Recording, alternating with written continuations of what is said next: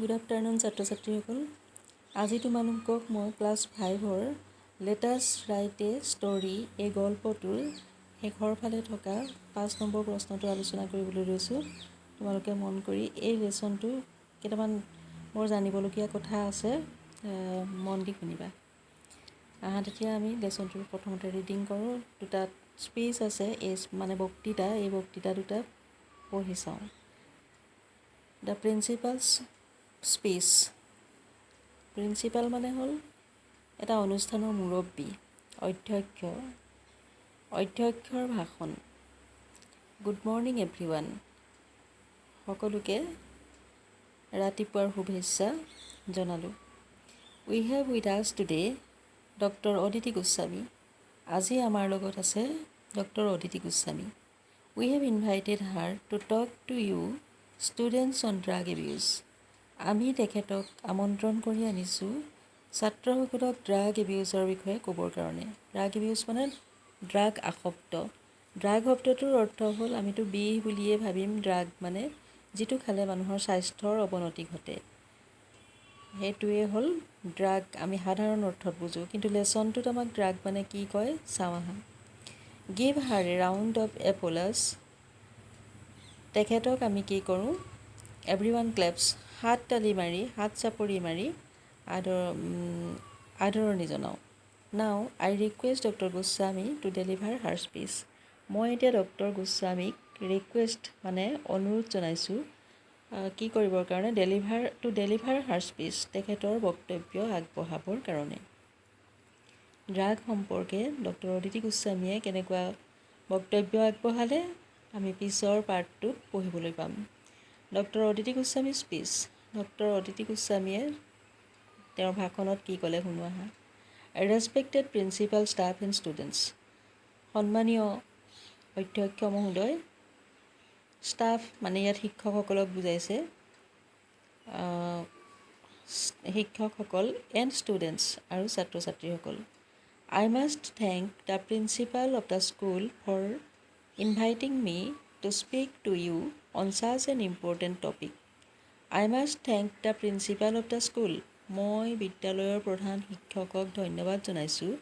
For inviting মি, কিহৰ কাৰণে ধন্যবাদ জনাইছে, ফৰ ইনভাইটিং মি, মোক আমন্ত্ৰণ কৰি অনাৰ বাবে, টু স্পীক টু ইউ, তোমালোকক ক'বলৈ, on such an important topic, এনেকুৱা এটা গুৰুত্বপূৰ্ণ বিষয়ত তোমালোকক জনাবৰ কাৰণে মোক আমন্ত্ৰণ কৰি অনাৰ বাবে মই অধ্যক্ষ মহোদয়ক ধন্যবাদ জনাইছোঁ। Students, do you know' what a drug is. ছাত্ৰ ছাত্ৰীসকল, তোমালোকে জানানে ড্ৰাগ কি? ইউ মাষ্ট হেভ চিন চব science with the word drug store. তোমালোকে দোকানৰ সন্মুখত ড্ৰাগ ষ্ট'ৰ বুলি লিখি থোৱা দেখিবই লাগিব, নিশ্চয় দেখিছা। A drug store is another word for a pharmacy. Drug ষ্ট'ৰটোৰ drug store is another word, drug ষ্ট'ৰৰ অন্য এটা অৰ্থ হ'ল ফৰ এ ফাৰ্মাচী, মানে ফাৰ্মাচীবোৰৰ আগতে আমি ড্ৰাগ ষ্ট'ৰ বুলি লিখি থোৱা দেখোঁ। কৈছে যে ড্ৰাগ ষ্ট'ৰৰ অন্য এটা শব্দ হ'ল ফাৰ্মাচী। কিছুমানত ফাৰ্মাচী বুলিও লিখি থয়, কিছুমানত ড্ৰাগ ষ্ট'ৰ বুলিও লিখি থয়, কিন্তু আমি সৰহভাগতে ড্ৰাগ ষ্ট'ৰেই লিখা দেখোঁ। So' drug means medicine. সেইবাবে ড্ৰাগৰ অৰ্থ হ'ল মেডিচিন মানে ঔষধ। Doctors prescribe drugs for us to buy from a drug store. ডক্টৰে আমাক ফাৰ্মাচীৰ পৰা, ড্ৰাগ ষ্ট'ৰৰ পৰা মেডিচিন কিনি আনিবলৈ প্ৰেছক্ৰাইব কৰে, মানে তেওঁৰ বিধানত লিখে। They also' advise us on the quantity of medicine we have to use.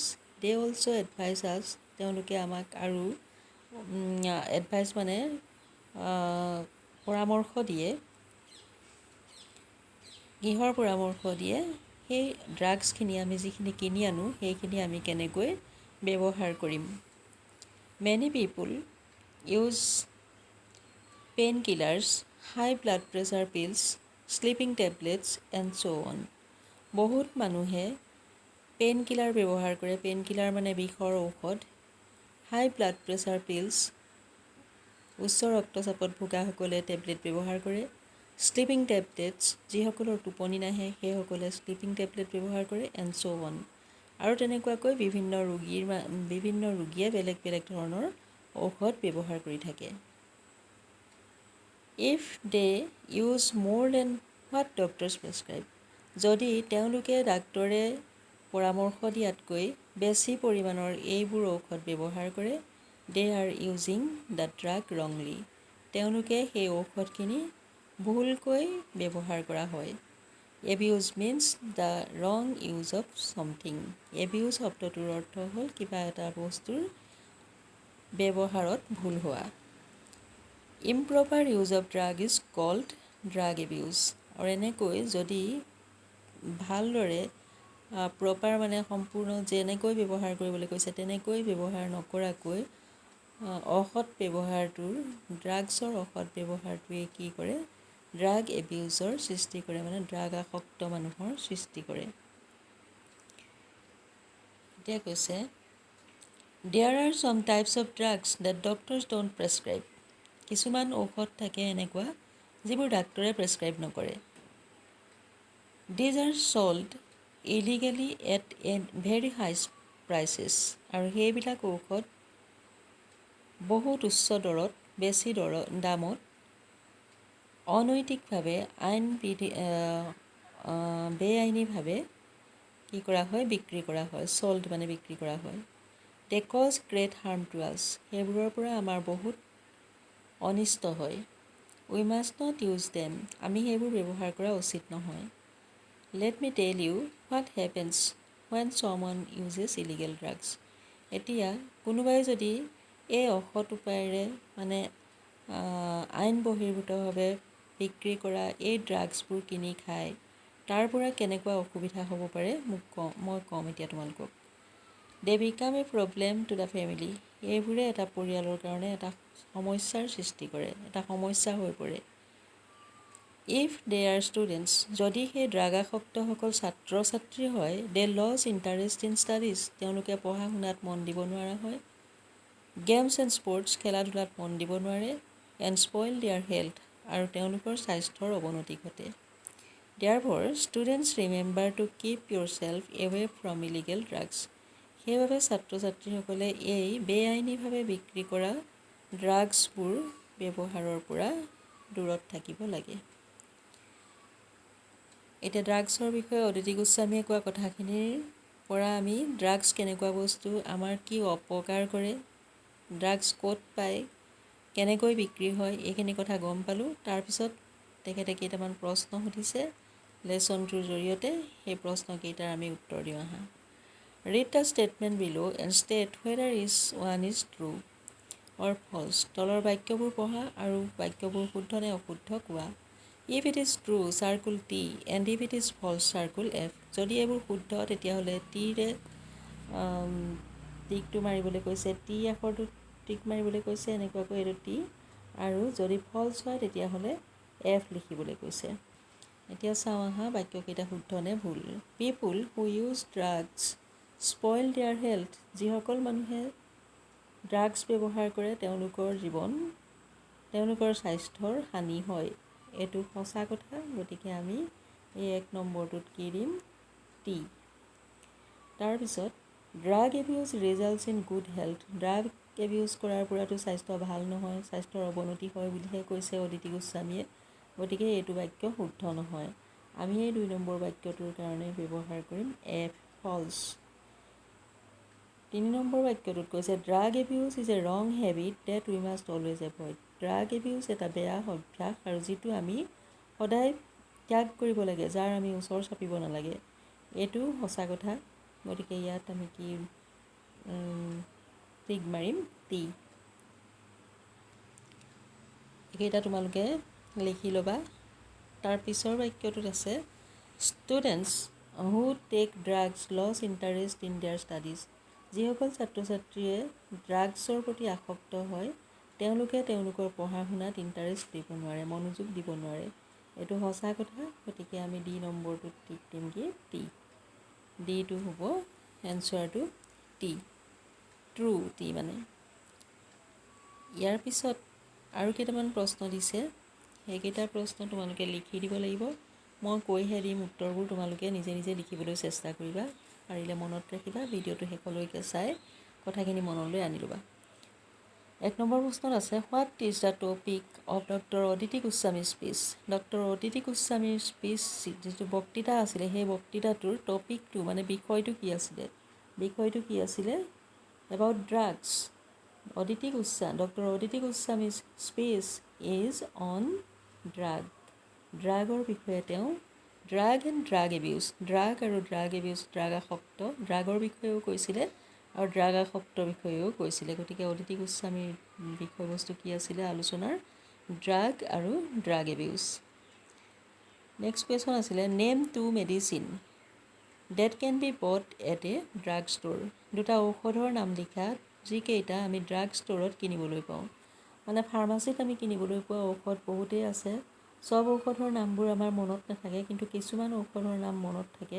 সেই ঔষধবোৰৰ ভিতৰত আমি পেইন কিলাৰ বিচাৰিব পাৰোঁ, ব্লাড প্ৰেছাৰৰ টেবলেট বিচাৰিব পাৰোঁ, আৰু তোমালোকে সেইবোৰ এতিয়া তোমালোকে ফিভাৰৰ কাৰণে, জ্বৰৰ কাৰণে টেবলেট বিচাৰিব পাৰা। জ্বৰৰ কাৰণে যদি তোমালোকে টেবলেট বিচাৰা, ধৰি লোৱা আজিকালি খুব চলিছে পেৰাচিটামল টেবলেট এটা ফৰ ফিভাৰ, নহয়নে? জ্বৰৰ কাৰণে আমি পেৰাচিটামল টেবলেট কিনিব পাৰোঁ।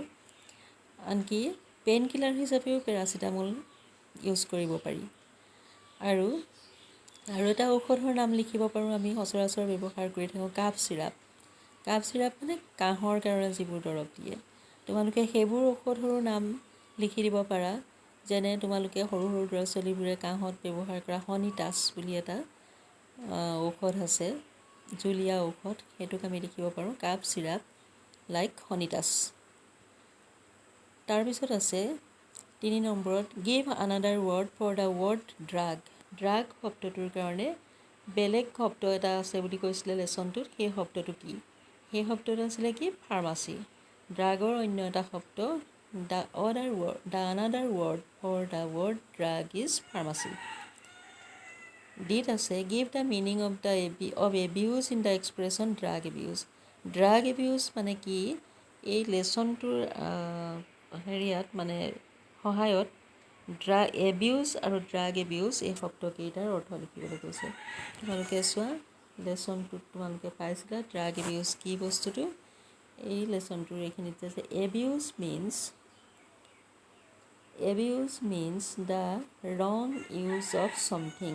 ইম্প্ৰপাৰ use of drug is called drug abuse. এই শেষৰ প্ৰশ্নটোৰ কাৰণে তোমালোকে এইখিনি উত্তৰ লিখিলেই হ'ব। এতিয়া তোমালোকে গোটেইকেইটা অৰ্থ বুজি পালা। ড্ৰাগৰ অৰ্থ কি বুলি সুধিলে তোমালোকে ক'ব পাৰিবা, ড্ৰাগ মানে মেডিচিন, ড্ৰাগ মিনছ মেডিচিন। আৰু মেডিচিনবোৰ কেনেকুৱা আমি ডাক্তৰে পৰামৰ্শ দিয়া মতে মেডিচিন কিনি আনিবলৈ গ'লে জ্বৰৰ কাৰণে কি কিনো, প্ৰেছাৰৰ কাৰণে কি কিনো, তোমালোকে হয়তো প্ৰেছাৰৰ নাইবা শ্লিপিং টেবলেটৰ নাম দৰকাৰ নাই জানিবলৈ, নাজানিবও পাৰা। এতিয়া তোমালোকক দৰকাৰো হোৱা নাই, কিন্তু তোমালোকে সচৰাচৰ ব্যৱহাৰ কৰিব পৰা পেৰাচিটামল ঔষধটো, কৰোণা মহামাৰীৰ সময়ত পেৰাচিটামল প্ৰায় বিখ্যাত হৈ পৰিছে। গতিকে পেৰাচিটামলৰ নাম লিখিব পাৰা, পেৰাচিটামল ফৰ ফিভাৰ বা পেইন কিলাৰেছ, আৰু লিখিব পাৰা হনিটাছ ফৰ কাফ, হনিটাছ এটা কাফ চিৰাপ। এইকেইটাৰ কথা তোমালোকে লিখিব পাৰা। ছাত্ৰ ছাত্ৰীসকল, আজিলৈ মোৰ ভিডিঅ'টো ইমানতে সামৰণি মাৰিলোঁ। পিছৰ পৰ্যায়ত ইয়াৰ পিছত থকা প্ৰশ্নখিনি আলোচনা কৰিম। তোমালোকে মোৰ ভিডিঅ'বোৰ চাই থাকিবা, পাৰিলে শ্বেয়াৰ কৰিবা আৰু ছাবস্ক্ৰাইব কৰিবলৈ নাপাহৰিবা। ধন্যবাদ।